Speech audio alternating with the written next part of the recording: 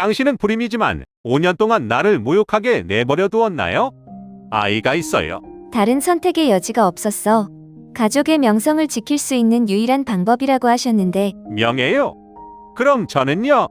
내가 당신의 아내인가요? 아니면 이 농담의 꼭두각시인가요? 이 결혼은 단지 연극일 뿐이고 내가 가장 잔혹한 속임을 당한 사람이다. 저는 지호입니다. 저는 제가 완벽한 결혼 생활을 하고 있다고 생각했습니다. 잘생기고 부유한 남편, 그리고 명예로운 가족. 나는 내가 행운의 여자라고 믿으며 사회에 찬탄하는 눈빛으로 5년을 살았다. 하지만 어느 운명적인 날 밤, 저는 끔찍한 비밀을 발견했습니다. 민호, 이게 뭐야? 나는 시험 성적표를 남편의 얼굴에 던졌다. 그는 불임이다. 왜 말 안 했어요? 제일 무서운 거? 그는 결혼하기 전부터 알고 있었지만 침묵을 택했고 시어머니의 경멸과 압력을 견디고 제가 아이를 낳을 줄 모른다는 비난을 받게 했다.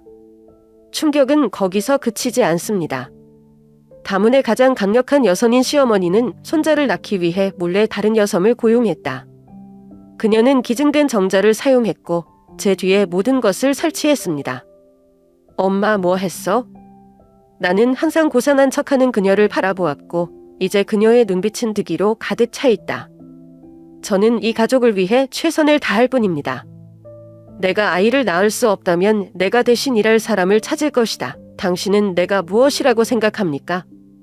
꼭두각시. 할머니는 입술을 삐죽거리고 목소리는 차갑다. 아니야, 넌 그저 쓸모없는 도구일 뿐이야. 하지만 가장 역겨운 것은 무엇일까요? 제 남편은 베리모와 잤어요. 당신은 나를 속일 뿐만 아니라 그 사람에게도 나를 배신합니까? 민호는 말없이 고개만 숙였다. 그녀는 당신의 둘째 아이를 임신하고 있어요. 그렇죠? 그가 눈을 공허하게 치켜떴다. 형, 이런 일이 일어나게 놔둘 생각은 없었는데. 나는 쓴웃음을 지으며 웃음을 터뜨렸다. 근데 이미 일어난 일이에요. 민호 씨, 그리고 내가 모든 것을 알았을 때 시어머니는 입만 삐죽 웃으셨다. 너는 내가 말할 권리가 있다고 생각해. 너는 실패한 아내야. 그들은 계산을 잘못했다. 나는 더 이상 그들이 조종할 꼭두각시가 아니다.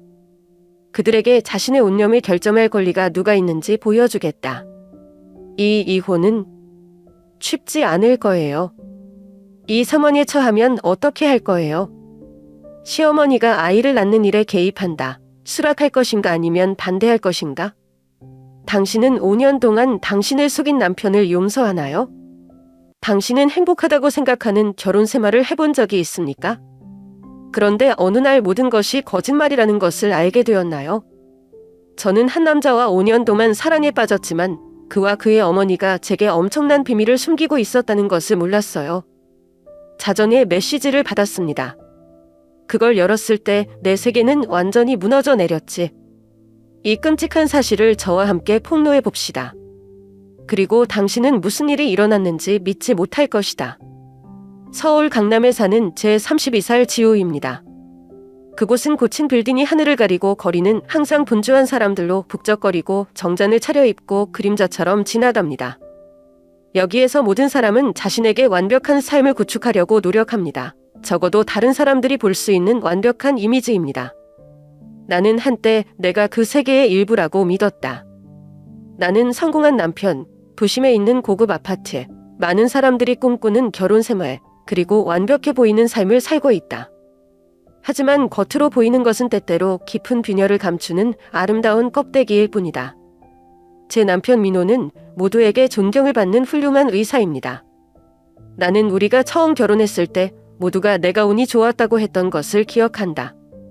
저도 그렇게 생각했어요. 그는 침착하고 성숙하며 항상 예에 바르게 행동하는 남자이다. 근사한 파티에 함께 나타날 때마다 주변 사람들의 부러운 눈빛이 느껴져요. 우리는 현대 한국 사회의 이산형인 그들의 눈에 완벽한 커플이다. 하지만 아무도 우리의 호화 아파트문 뒤에서 내가 감정과 싸워야 했던 시절이 있었다는 것을 알지 못했다. 결혼식 후 민호가 아닌 시어머니 박연아 씨로부터 압박감이 나타나기 시작했다. 그녀는 결혼 후 아이를 낳고 가족을 돌보는 것이 가장 큰 의무라고 믿는 전통적인 여성이다. 결혼한 지 몇 달 만에 그녀는 자녀에 대해 언급하기 시작했습니다. 언제 두 사람은 아이를 가질 예정입니까? 무례해 보이는 그 질문이 다시 나의 집착이 되었다. 처음에는 시어머니의 관심일 뿐이라고 생각하며 그냥 웃어 넘겼다. 하지만 그녀는 점점 더 이 사실을 강조했습니다. 그녀의 말은 분명한 비난의 의미는 아니지만 우연히 보이지 않는 압력이 나를 짓눌렀다. 여보, 만약 당신이 영원히 임신하지 않았다면 자신을 돌아봐야 해요. 아니면 엄마가 한의사에게 데려다 줄까? 좋은 가전이 많아요. 만날 때마다 그녀는 항상 이 이야기를 언급합니다. 마치 아이를 갖는 것이 가족에서 나의 가치를 점이하는 유일한 것인 것처럼요. 여러 가지 시도를 해봤어요. 의사에게 진찰을 받고 식단을 조절하고 시어머니가 권하는 한의학을 시도해보는 것까지. 하지만 아무리 노력해도 결과는 바뀌지 않았다. 민호는 내가 이것 때문에 긴장한 것을 알지만 그는 항상 나를 안심시키려고 노력한다. 우리 천천히 해요. 너무 걱정하지 마세요. 라고 그는 말했다. 하지만 그 말들로 내 안에 커져가는 두려움을 달래기에는 부족한 것 같다. 가족 모임에 갈 때마다 친척들의 시선은 나를 더 압박하게 만든다. 나는 집에 다른 여자들이 서로에게 속삭이는 것을 들었다. 가엾은 민호 엄마, 며느리인데 손자가 없다니. 누가 문제였을까? 그 말들이 내 머릿속에 계속 맴돌아서 나는 며칠 밤도만 잠을 못 자게 했다. 저는 스스로에게 물어보기 시작했습니다. 내 잘못일까? 제가 민호를 실망시키고 있는 걸까요? 나는 그가 원하는 완벽한 가족 이미지를 훼손하고 있습니까? 그날 밤이 아직도 생생히 기억난다. 벽에 걸린 시계의 초침 소리가 들릴 정도로 조용했던 아파트의 공간은 숫자 하나하나를 천천히 훑고 있었다. 민호는 병원에서의 오랜 근무 후에 깊은 잠에 빠져 내 옆에 누워 있었다. 나는 그를 바라보았고 마음의 부담이 전혀 없는 것처럼 여전히 침착한 얼굴이었다. 저는 누구보다 이 남자를 사랑하고 믿었지만 그 순간 저는 더 이상 확신이 서지 않았습니다. 갑자기 침대 머리맡에 놓인 전화기에서 가볍게 진동하는 소리가 울려 밤의 침묵을 깼다. 나는 민호를 돌아보았다. 그는 여전히 움직이지 않았다. 긴 하루 동안 너무 피곤한 것 같아요. 호기심과 불안감이 마음속에서 치솟았고 나는 손을 뻗어 전화기를 집었고 화면은 여전히 밝았다. 이상한 번호의 메시지가 내 눈앞에 떠올랐다. 한 번 읽고 또 읽었는데 머리가 멎는 것 같았어요. 오빠 언제까지 숨길 거예요? 나는 내 심장이 한 박자 놓치는 것을 느꼈다. 내 손가락이 전화기를 꽉 쥐었다. 그 순간 수백 가지의 미친 생각들이 내 머리를 스쳐 지나갔다. 이 메시지에서 그녀는 누구입니까? 무엇이 숨겨져 있나요? 나는 삼키고 마음이 혼란스러웠지만 진실을 알고 싶다는 느낌을 금할 수 없었다. 민호의 핸드폰 잠금을 해제했을 때 손이 떨렸다. 저는 남편의 사생활을 궁금해하거나 침해하는 타입은 아니지만 무슨 일이 일어나고 있는지 알아야 한다는 이상한 예감이 들어요. 화면을 훑어보니 민호와 그 낯선 번호 사이에서 오래된 메시지를 발견했을 때 가슴이 두근거렸다. 메시지들이 길지는 않지만 나는 그들이 연락한 것이 이번이 처음이 아니라는 것을 깨닫기에 충분했다. 그리고는 첨부 파일을 하나 보았습니다. 화면을 터치하고 파일을 열었습니다. 그 순간 제 온 세상이 무너졌습니다. 의료 기록입니다. 그 위에 이름이 민호예요. 건강검진 결과에 따르면 불입니다. 나는 반복해서 읽으면서 어떤 허점을 찾으려고 노력했고 어떤 징후는 내가 잘못 봤다는 것을 증명했다. 하지만 잘못된 것은 없다. 흑백 종이에 적힌 글과 하나하나가 가슴 아프도록 선명했다. 그는 결혼하기 전부터 알고 있었다. 그는 자신이 아이를 다질 수 없다는 것을 알았다. 일련의 기억들이 내 머릿속에 떠올랐다. 수십 차례 임신을 시도했다가 화장실에 앉아 울었을 때도 한 줄만 보였다. 병원에 갈 때마다 온갖 검사를 다 받고 의사에게 건강이 완전히 정상이라는 말을 들을 수밖에 없습니다. 시어머니가 나를 나무라는 눈으로 보고 가혹한 말을 할 때마다 잊을 수 없다. 여보, 만약 당신이 영원히 임신하지 않았다면 자신을 돌아봐야 해요. 아니면 엄마가 한의사에게 데려다 줄까? 좋은 다전이 많아요. 여자가 아이를 낳지 못하면 무슨 소용이 있겠습니까? 나는 지난 5년 동안 참아왔고 노력했고 내 자신을 자책했다. 시어머니의 경멸, 민호 일가 친척의 연민을 참아왔던 나는 거의 자신을 잃을 정도로 죄책감에 시달렸다. 그리고 민호는 다 알아요. 그는 잠자코 있었다. 그는 지난 5년 동안 내가 모든 것을 말없이 부담하도록 내버려 두었다. 걷잡을 수 없이 휘몰아치는 폭풍처럼 내 마음속에서 분노가 치밀어 올랐다. 나는 수화기를 손에 꼭 쥐고는 아무렇지도 않다는 듯 깊이 잠든 민호를 돌아보았다. 나는 즉시 그를 깨우고 싶고 그의 얼굴에 소리를 지르고 싶고 내가 겪은 모든 고통에 대한 정의를 되찾고 싶다. 하지만 꾹 참았다. 좀 더 알아야겠어요. 나는 내가 아무것도 빠뜨리지 않았다는 것을 확실히 할 필요가 있다.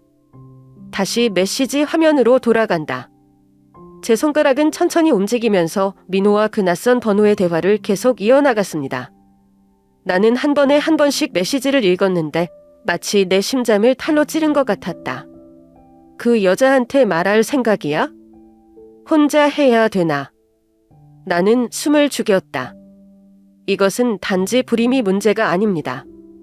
뭔가 다른 것이 숨겨져 있다. 비밀은 내가 방금 발견한 것보다 더 끔찍할 수도 있다. 내 손은 손톱이 살갗을 거의 누를 정도로 조였다. 저는 이 일이 계속되도록 놔둘 수 없어요. 나는 수년 동안 나를 속인 한 남자를 계속 믿을 수 없다. 하지만 저를 더욱 두렵게 하는 것은 지금 제 머릿속에 떠오르는 질문입니다. 저 여인은 누구일까요? 그리고 그녀는 제가 모르는 무엇을 알고 있을까요? 이 악몽은 아직 끝나지 않았다. 이제 시작입니다. 일주일이 답답한 침묵 속에서 지나갔다. 민호랑 얘기도 안 하고 시어머니 보러도 안 가고 저는 생각할 시간이 필요했고 제가 발견한 것을 직시할 방법을 찾았습니다. 하지만 시간이 별로 없어요. 어느 날 오후, 퇴근 후 집으로 막 돌아왔을 때 발색 봉투가 문 앞에 가지런히 놓여 있었다. 보낸 사람 이름이 없습니다. 나는 불길한 예감을 느끼며 그것을 집어들기를 주저했다. 봉투를 뜯을 때 내 손이 떨렸다. 안에는 한 묶음의 서류가 있다. 내 눈은 첩잔에서 멈췄다. 출생증명서 한 장. 저는 빠르게 정보의 흐름을 훑어보았고 그 순간 저는 침묵을 지켰습니다. 엄마 이름 윤아리, 아빠 이름 김민호. 내 머릿속의 모든 생각이 산산조각이 났다. 나는 다시 한번 보기만 하면 이 이름들은 사라질 것처럼 계속 눈을 깜박거렸다. 하지만 그들은 여전히 거기에 있습니다.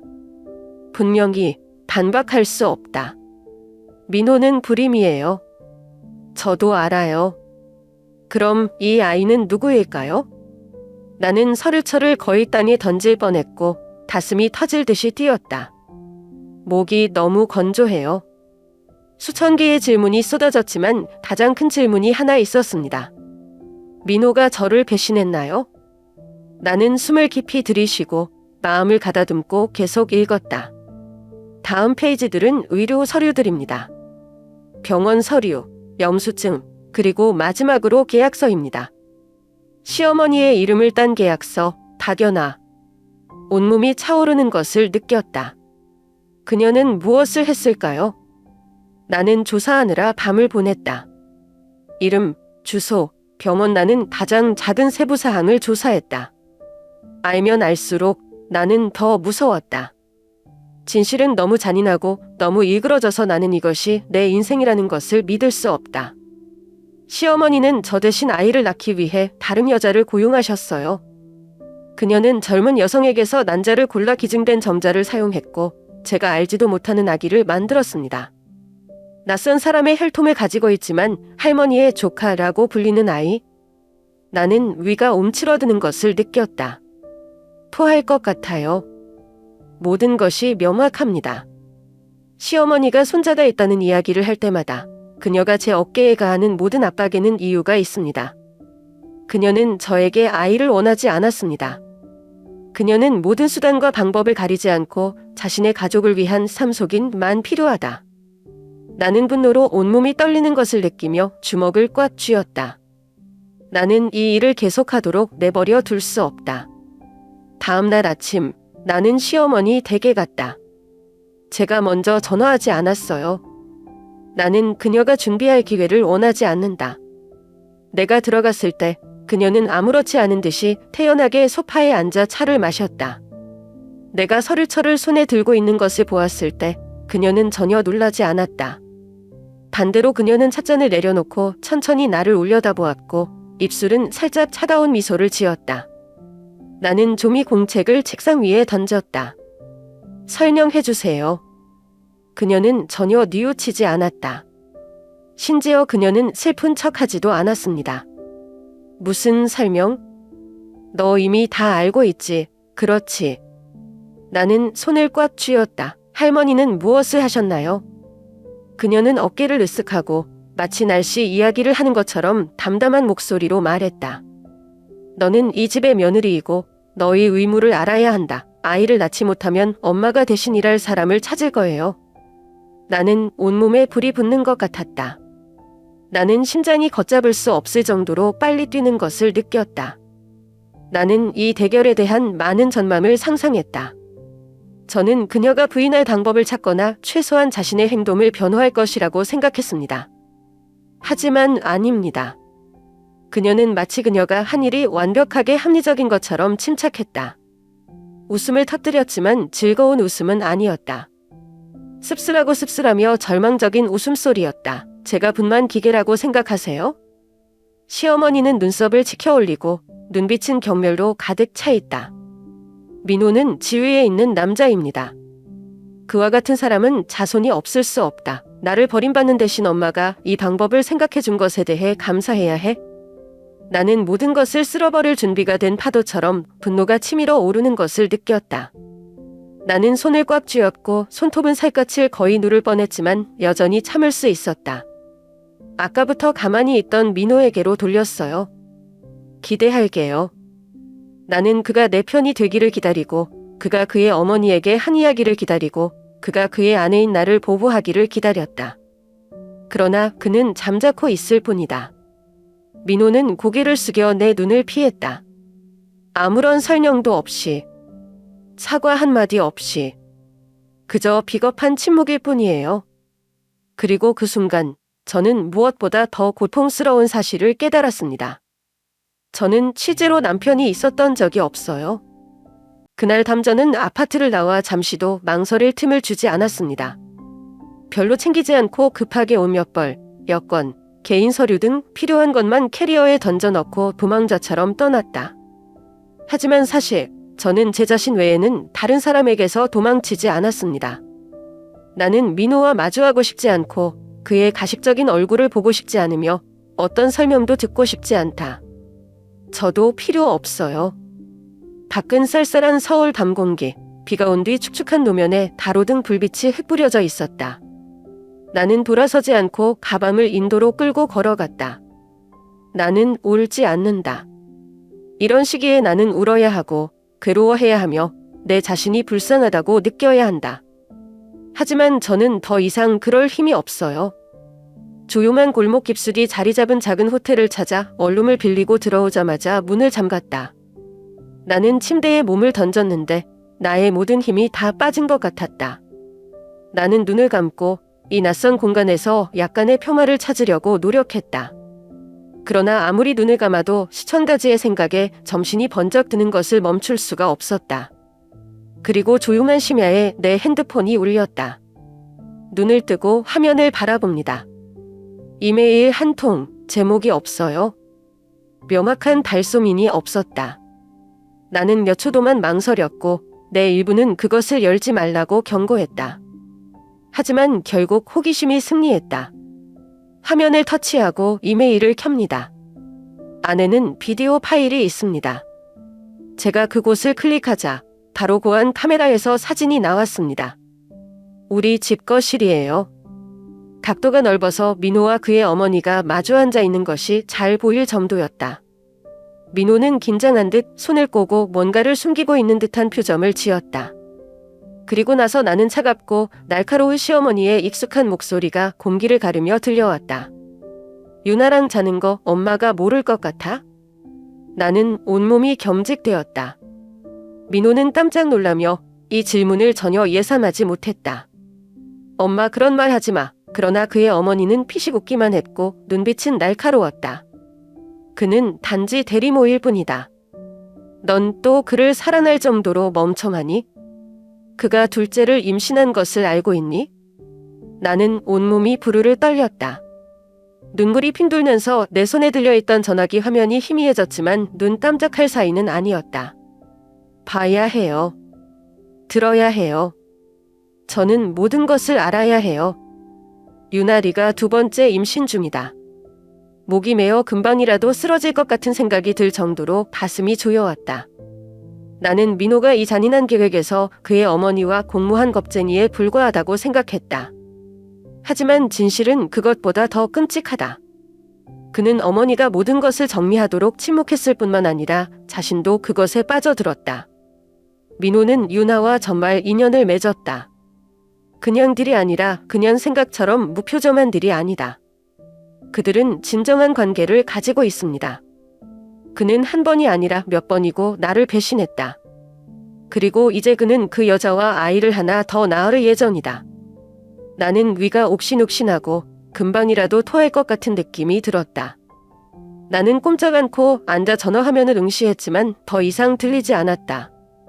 시어머니와 민호의 목소리는 이제 멀고도 희미한 소리일 뿐 마치 제 문 밖에 서서 먼 곳에서 모든 것을 목격하고 있는 것 같았습니다. 나는 이 결혼을 가꾸기 위해 내가 보낸 모든 세월을 회상한다. 민호가 늦게 들어오기를 기다릴 때도, 그의 어머니를 기쁘게 해주려고 노력할 때도, 아이를 낳지 못해서 자책할 때도 있어요. 나는 욕실에서 고개를 숙이고 울고 절망적으로 기도했고 단지 이 결혼 생활을 유지하기 위해 내 자신을 희미한 그림자로 만들었다. 하지만 알고 보니 결코 제 것이 아니었습니다. 진실이라고 믿었던 사랑을 지키기 위해 고분분투하던 민호가 오래전에 포기했던 시절이 생각나네요. 저는 남편이 기꺼이 버릴 결혼을 지키기 위해 바보처럼 싸웠어요. 웃음소리가 내 입에서 터져나왔다. 메마르고 씁쓸한 웃음소리, 전혀 즐겁지 않은 웃음소리. 저는 더 이상 울지 않아요. 내가 울 만한 것은 더 이상 없다. 나는 조용히 떠나지는 않는다. 나를 속이고 나를 배신하고 이 결혼에서 나를 웃음거리로 만든 사람들은 의 결과를 단순히 피할 수 없었다. 나는 너무 오래 참았고 너무 오랫동안 침묵했으며 너무 오래 참았다. 이제는 그들이 대가를 치러야 할 때입니다. 서울 최고의 변호사 중 한 명, 특히 성유층과 관련된 이혼 사건에서 결코 패소하지 않기로 유명한 한 사람을 찾았다.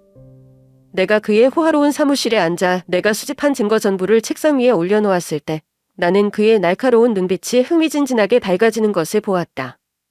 나는 당신이 단순한 이혼 이산의 것을 원한다고 생각합니다. 라고 그는 느리지만 확실한 모습으로 각 페이지를 넘기며 말했다. 나는 고개를 끄덕였다. 그냥 떠나고 싶지 않아요. 나는 그들이 모든 것을 잃기를 원한다. 나는 치밀한 계획을 세웠다. 나는 이혼 소송이 단지 첫 번째 단계가 될 것이라는 것을 안다. 나는 그들이 결코 회복할 수 없는 방법으로 민호 가족을 몰라치켜야 한다. 나는 내 가장 강력한 카드를 출시하기 위해 법정에 갈 때까지 기다릴 필요가 없다. 서울 최대 신문사의 불법 대리모 사건에 대한 모든 자료를 보내드립니다. 나는 상류층의 스캔들을 폭로하는 전문 기자들에게 보냈다. 저는 소셜미디어에서 영향력 있는 사람들에게 보냅니다.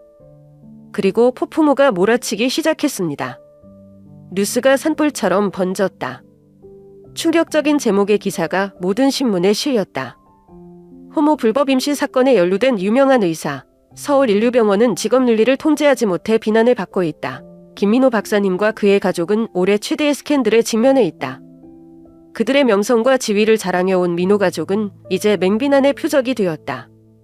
상류층 행사에서 으스대던 시어머니는 이젠 언론에 둘러싸여 제 허락도 없이 며느리를 출산 도구로 여기고 감히 임산부를 고용할 정도로 무자비한 사람으로 불리고 있습니다. 기사는 그녀의 계획에 대한 혐오스러운 세부 사항을 이용했다. 소셜미디어는 비난과 견멸적인 논평으로 가득 차 있다. 민호는 그는 명성을 잃을 뿐만 아니라 직업도 잃을 위험에 처해 있다. 그가 일하는 병원은 폭풍우 속에서 목소리를 낼 수밖에 없었다. 민호의 사생활을 전혀 몰랐다고 주장했지만 대중의 압박은 너무 컸다. 직업 능리가 높았어야 할 의사 한 명이 또 하나의 용납할 수 없는 스캔들에 휘말렸다. 그리고 병원의 명성을 지키기 위해 그들은 그의 출장을 정지시킬 수밖에 없었다. 한편 이혼 소송은 생각보다 순조롭게 진행되었다. 수중에 있는 모든 증거로 나는 마땅한 재산을 요구할 뿐만 아니라 민호에게 내가 지난 몇 년 동안 겪은 상처에 대한 보상을 강요했다. 내가 압박감, 굴욕, 조작으로 살아온 세월은 이제 법원 앞에서 모두 가치가 있다. 마지막 재판이 끝났다. 나는 전에 느끼지 못했던 안도감을 가지고 법정을 나왔다. 제가 이겼어요. 나는 더 이상 민호에게 얽매이지 않는다. 저는 더 이상 그 집 며느리가 아니에요. 나는 모든 것을 끊었고 나를 그 가짜 명예에 우리에 가두었던 모든 것을 떨쳐버렸다. 근데 민호가 아직 포기하지 않은 줄 몰랐어요. 그날 오후 카페에 앉아 따뜻한 아메리카노 한 잔을 마시고 있는데 민호가 나타났다. 그가 들어왔고 눈은 움푹 패여 있었고 얼굴은 모든 것을 잃은 사람처럼 참백했다. 그는 더 이상 내가 알던 자신감 있고 위험 있는 남자가 아니다. 그는 마치 이 세상에 버림받은 것처럼 방황하는 사람처럼 보였다. 그는 의자를 당겨서 허락도 없이 내 맞은편에 앉았다. 나는 말리지 않고 조용히 그를 바라보았다. 나는 그가 일어난 모든 일 후에 또 무슨 말을 할 수 있는지 듣고 싶다. 그는 말을 할 때 목소리가 쉰다. 내가 너를 망쳤어. 나는 눈썹을 치켜 올리고 그가 자신을 어떻게 변호할 수 있는지 기다렸다. 하지만 설명은 없었다. 그저 원망으로 가득 찬 말일 뿐, 마치 내가 잘못한 것처럼 이 이야기에서 나 자신이 악단인 것처럼 말이다. 나는 매섭고 차가운 웃음소리가 웃음을 터뜨렸다. 나는 커피잔을 탁자 위에 내려놓고 동정심도 없이 그의 눈을 바라보았다. 아니요, 민호 씨, 제가 차분하지만 날카로운 목소리로 말했습니다. 자기 파괴를 한 건 너야? 그리고 나서 저는 일어나서 떠났고 그를 그곳에 남겨두고 그가 만든 자네와 함께 혼자 앉았습니다. 이번에는 나는 정말 자유롭다. 1년 후 저는 제주 바닷가에 서서 제가 닮아하던 자유의 순결을 싣고 머리카락 사이로 밀려오는 바다의 짭짤한 바람을 느꼈습니다. 하늘이 파랗고 은빛 파도가 소용돌이치며 다시 해변을 가볍게 두드렸다. 마치 자연의 음악 같았다. 태양은 점점 내려가고 있고 물 위에 반짝이는 노을을 펼치고 있는데 내가 그 가짜 결혼에 갇혀 있을 때 한 번도 볼 시간이 없었던 그림이다. 나는 깊은 숨을 들이마시며 바다 냄새가 가슴에 가득하고 바람이 과거의 마지막 잔해를 날려버리도록 했다. 여러 해 만에 처음으로 진정한 안식을 느꼈다. 더 이상 압박감, 더 이상 탐색하는 시선, 시어머니의 경멸적인 속삭임, 민호의 비겁한 침묵이 없다. 나는 더 이상 인정을 받기 위해 자신의 가치를 증명하려고 애쓰는 여자가 아니다. 고통과 상처로 가득 찬 길을 걸었지만 후회는 없었다. 내가 무엇을 잃었는지는 중요하지 않다. 중요한 것은 나 자신을 되찾았다는 것이다. 이전에 나는 결혼이 사회의 눈에 완벽한 것으로 간주되기 위해 반드시 있어야 하는 목적지라고 믿었습니다. 저는 제가 인내심과 포용력이 충분하다면 사랑이 모든 것을 치유할 수 있다는 이 가족을 지킬 수 있다고 믿었습니다. 하지만 제가 틀렸어요. 사랑은 오직 한 사람만 노력하면 존재할 수 없다. 그리고 더 중요한 것은 사랑은 외로운 싸움이 되어서는 안 된다는 것이다. 나는 자격이 없는 남자를 사랑하기 위해 내 청춘을 바쳤다. 나는 친구를 무시하고 내 자신을 속이고 그 결혼 생활에서 점점 더 깊어지는 균열들에 대해 눈을 감았다. 나는 참았고 참았으며 완벽한 아내, 올바른 며느리가 되려고 노력했다. 그러나 결국 내가 돌려받은 것은 대신 거짓말, 내 편을 들어줄 용기가 없는 남편이었다. 나는 민호를 진심으로 사랑했다. 나는 그것을 부인하지 않는다. 나는 그가 나와 평생을 함께할 사람이고 내 손을 잡고 모든 파도를 헤쳐나갈 사람이라고 생각했다. 하지만 지금 이 거만한 바다 한가운데서 저는 모든 사랑이 보존할 가치가 있는 것은 아니라는 것을 깨달았습니다. 어떤 사람들은 우리가 그들의 마음을 다 바쳤지만 그들은 결코 소중히 여기지 않습니다. 그리고 사랑도 있고 아무리 아름다워도 끝내야 할 날도 있다. 나는 더 이상 민호에게 화가 나지 않는다. 1년 전 내 가슴에 맺힌 분노, 불타는 고통은 이제 잿더미로 변의 파도에 휩쓸렸다. 나는 안도감을 느끼기 위해 복수는 필요하지 않다. 나는 누구도 내가 옳았다는 것을 증명하기 위해 대가를 치를 필요가 없다. 제가 필요한 건 저뿐입니다. 나는 더 이상 아이를 갖는 것에 대해 걱정하는 밤낮으로 깨어있는 여성이 아니며 더 이상 남편의 가족의 배려를 견뎌야 하는 아내가 아니다. 나는 더 이상 시어머니의 눈총을 받으며 사는 며느리가 아니며 오래전에 죽은 결혼을 붙잡으려다 자신을 잃는 여자가 아니다. 당신이 지우라면 떠날 용기가 있나요? 그녀가 굳건하다고 믿었던 결혼을 사랑하고 가꾸기 위해 청춘을 바친 한 여성이 그녀의 입장이 되어 보십시오. 지우는 남편의 배신에 직면했을 뿐만 아니라 시어머니의 통제, 조작, 그리고 그녀의 잘못에 속하지 않는 탓도 해요. 그녀는 5년 동안 남들이 강요하는 터무니없는 죄책감 속에서 살아왔고 그녀가 믿는 모든 것이 거짓말이라는 것을 발견했다. 하지만 떠나는 것이 항상 쉬운 것은 아니다. 누군가와 너무 오랫동안 애착을 가질 때, 깊이 사랑한 적이 있을 때 사람들은 항상 머물 이유를 찾는 경향이 있다. 그는 좋은 사람이었어요. 그는 변할지도 몰라요. 시어머니도 알게 될지도 몰라요. 지우를 망설이게 하고 과거를 잊는 것을 망설이게 할 수 있는 생각들이죠. 하지만 속임수로 인해 파멸한 결혼이 여전히 붙잡을 가치가 있을까? 아내를 보호할 용기가 없는 남자가 용서받을 자격이 있을까? 떠나려면 많은 용기가 필요하다. 한 번의 관계뿐만 아니라 있었던 추억, 희망을 버리려면 강한 의지가 필요합니다. 하지만 때때로 죽음은 손실이 아니라 탈출이다. 지우는 그 길을 선택했고 그것이 그녀가 자신을 되찾을 수 있게 해준 유일한 결정이었어요.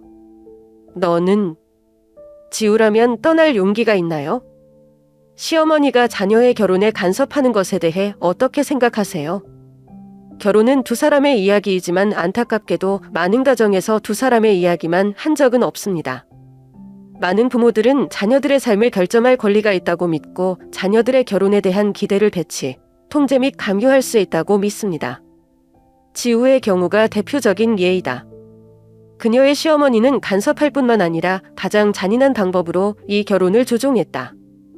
그녀는 며느리를 독립적인 인격체로 받아들이지 않고 혈통을 유지하는 수단으로만 여겼다. 지우가 아이를 낳을 수 없을 때 그녀는 이해할 방법을 찾으려 하지 않고 즉시 비난하고 모욕하고 다른 여자를 고용해서 지우의 도움이 없이 손자를 낳을 수 있을 정도로 멀리 갔어요.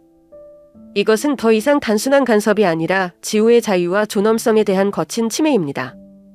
그런 시어머니는 아들의 결혼 생활뿐만 아니라 며느리의 자존심까지 망쳐 시대에 뒤떨어지고 독선적인 사상의 희생양으로 만든다. 결혼은 항상 다른 사람의 손에 의해 좌우될 때 지속 가능하다고 생각하세요? 당신은 시부모든 친부모든 누군가가 당신의 인생을 그런 식으로 결정하도록 허락합니까? 민호가 후회해도 용서해 줄래? 민호는 그냥 비겁한 남편이 아니다. 그는 수년 동안 아내가 비난받고 굴욕당하는 것을 지켜봤을 뿐만 아니라 그녀를 보호한다는 목소리를 한 번도 내지 않았다. 그는 어머니의 조작에 침묵했을 뿐만 아니라 대리모와 관계를 맺음으로써 아내를 배신했다. 그리고 민호는 일이 터져도 감히 책임을 지지 못한다. 그는 사과도 하지 않았고 지우에게 보상하려고 애쓰지도 않았어요. 모든 것이 무너지고 명성이 훼손되고 사회의 경력과 존경을 잃었을 때 비로소 그는 돌아서서 너는 나를 망쳤다 라고 말했다. 하지만 누가 정말 인생을 망쳤을까요? 온 마음을 다해 사랑하고 행복한 가정을 원하는지요? 아니면 그를 믿었던 유일한 사람을 거짓말하고 배신하고 다치게 하는 것을 선택한 민호는? 용서할 수 있는 실수가 있다. 하지만 한 결혼뿐만 아니라 한 사람의 신뢰, 존경, 명예까지 파괴하는 실수가 있다. 민호 용서해 줄 수 있어? 당신은 그와 같은 사람이 두 번째 기회를 가질 자격이 있다고 믿습니까? 소감 한 말씀 부탁드릴게요.